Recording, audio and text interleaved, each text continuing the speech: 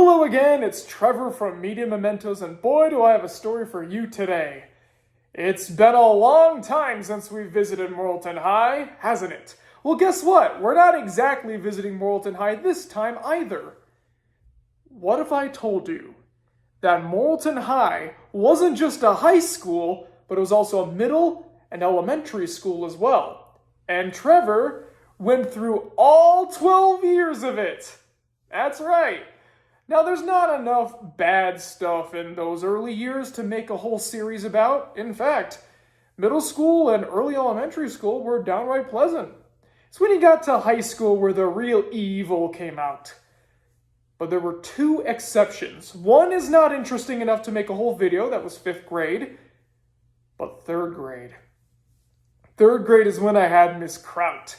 She was as big round as she was tall. She had a cascading chin or set of chins. This both simultaneous wide-eye squint thing going on constantly, and this big hulking frown constantly. Even when she'd smile, she still looked upset. And I was warned ahead of time. Young 3rd grade Trevor knew what he was getting into. He didn't fully believe it, but he knew.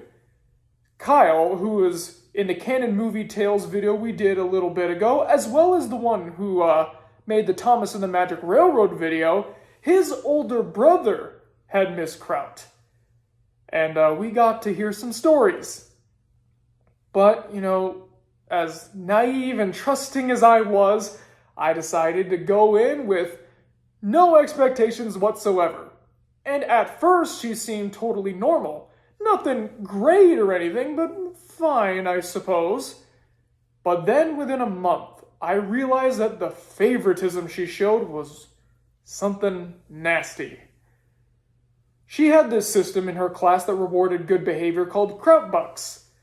They were essentially Monopoly dollars she would give out to people, and at the end of the quarter, you could buy little trinkets from the Kraut shop.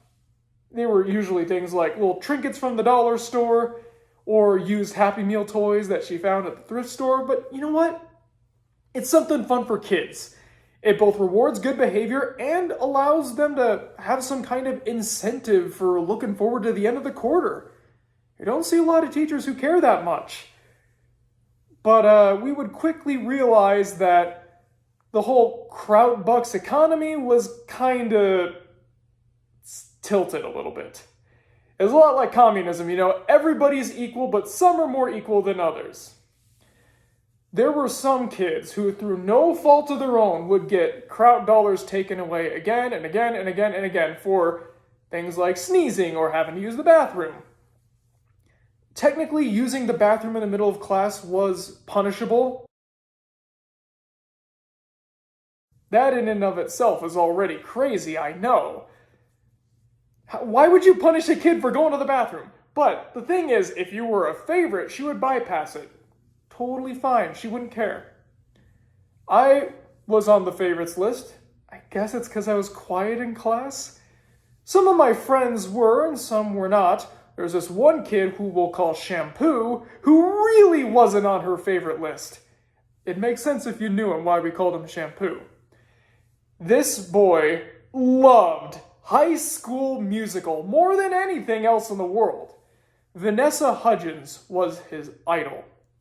So he had this really strong fascination for the franchise, and when he saw that the Kraut shop had some kind of activity book with High School Musical stuff plastered all over it, he knew he had to get it. But he was too late. Someone bought it before him, because the favorites would go first, and then, I think you know how that works. So he cried about it, as a 3rd grader often would when they don't get their way. And Mrs. Kraut was laughing and laughing. She thought it was the funniest thing ever. Even we, as 3rd graders, thought, that's weird. Why would you do that? To this day, I still think that the answer is because she was evil. But that's not the worst thing she's going to end up doing now, is it? It's not. I don't know why she thought this was a good idea, but she decided to go take us to the local pioneer village, but it wasn't for us to learn. She had an ulterior motive. See, what we learned at the Pioneer Village is that in school, what you would do when you raised your hand and you wanted to be called on by a good old teacher is you would stand up and you'd give a bow and then say something. Well, she thought that was a great idea. She was already pretty narcissistic, loved talking about herself, loved everything about herself. If you weren't like her, she hated you. So she decided to implement the bowing policy. And I'm not talking about like a slight thing forward. We had to bend in a 90-degree angle in order to say anything in class. It was weird. Very, very weird. None of us liked it. We hated having to stand up, give a bow to the teacher, then say something. And if you didn't do it, she would tell you, like, no, bow. It was like the song from Prince of Egypt, playing with the big boys. Now, first it's time to bow. Yeah, that wasn't fun. And she kept going on and on with this, pushing the power trip. But normally, young Trevor, he was a reserved individual. As I said in the Scattergat video, I more came out of my shell in the second half of junior year. Something snapped in me, and I wanted this to stop. So I stood up, and I refused to bow. I kept saying, nope, I'm not doing it. I'm not doing it. We hate it. This is a power trip. I didn't say those exact words, but you get what I'm trying to say. And then Shampoo, he stood up and agreed with me, and he got in trouble, and I was just fine, as far as I can remember. And sure enough, at recess, everyone was talking about what was happening. They were all agreeing that they hated the bowing. And then the next day, good old Miss Kraut was telling us, oh yes, I've decided to repeal the bowing from the goodness of my heart. Slight exaggeration, of course, but she was trying to make herself look like a generous soul. Yeah, we know she wasn't. We knew that she was overpowered.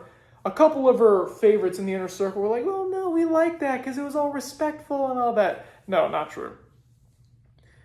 But Miss Kraut officially removed me from the favorites list.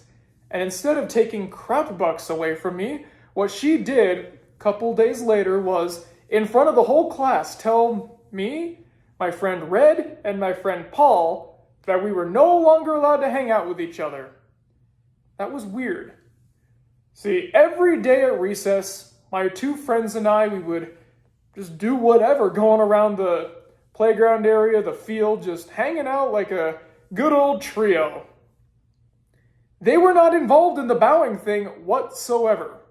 So I have no idea why they were targeted, aside from them being associated with me, and I was the one who questioned her power. So for several days, what we would do is not hang out and just kind of sit around in the vicinity of each other, definitely not doing anything together. And then when I told my mom what happened, she arranged a parent-teacher conference with Ms. Kraut and the principal, where she was backpedaling, saying, oh, the reason that I wasn't letting them hang out with each other is because they were excluding the other boys. What other boys? No one else was hanging out with us. They were either doing football stuff, they were playing kickball, or they were playing with the girls. It was just us three. We were the remainders, I guess, if you will. So, and as like this weird compromise, the principal had her force all the boys and all the girls to hang out with each other. And it didn't work because we didn't do that. We thought it was a ridiculous idea. But she never came back after that year. Want to know why? Well, apparently my parents complaining was a very big reason, and I don't know if that was just so bad she had to be removed, or this was the straw that broke the camel's back, but enough was enough. Moralton High Elementary, that's really weird to say, was done with her, so they kicked her to the curb, and I never saw her again. When I was in college, I like to do this thing where I would look up old students of mine, like former co-students, I guess, or former teachers, and seeing what are they doing now? What are they up to? Couldn't find Kraut anywhere. And I don't even just mean on social media. No records, no court, anything. It's like she never existed. And yeah, to this day, we have no idea where she is, what happened to her, but to be honest, I don't really care. what with the bowing and taking us to the Pioneer Village for that purpose, at least that's what I believe. And yeah, I wouldn't be surprised if some of my other co-students did too. In fact, I'm still friends with Paul to this very day, and I'm sure he's watching this video, so hello, Paul! Maybe we should get you on the show sometime and we can talk about this whole thing and swap some stories, because I'm sure there's a few I forgot. So yeah, this teacher was so egotistic that if one child challenged her, she'd either laugh at their pain or she would try to split up the friend group by force and then get herself fired. Good times, right? And next time we are going to be returning to Moralton High. We're getting to the end of this series, folks. There's just a couple stories left before we get to graduation. So thanks for watching, and I'll see you guys next time, okay?